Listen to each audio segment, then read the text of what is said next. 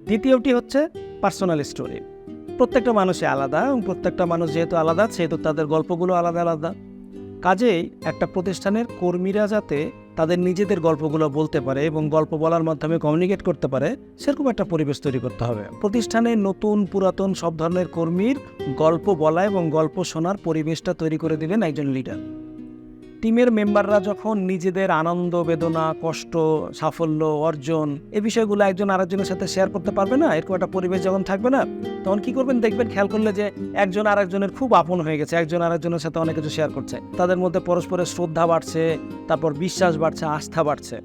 এটা খুব ন্যাচারালি হয় এবং সবাই একজনের বিপদে ঝাঁপিয়ে পড়বে, আপনি তার জন্য আসবেন, সে আপনার জন্য আসবে।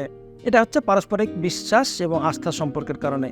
গুণীজনেরা বা মুরব্বীরা বলেন যে অনেক প্রতিষ্ঠান ভেঙে পড়ে বা কাজ করে না, লিডারশিপ ভালো না, কিন্তু কর্মীদের মধ্যে পারস্পরিক সম্পর্ক ভালো থাকার কারণে, বিশ্বাসের সম্পর্ক থাকার কারণে সেই প্রতিষ্ঠানটা কিন্তু দাঁড়িয়ে যায়, সেই প্রতিষ্ঠানটা এগিয়ে যায়। কাজে বিশ্বাসের সম্পর্ক খুব গুরুত্বপূর্ণ এবং এটা পার্সোনাল স্টোরি হেল্প করে।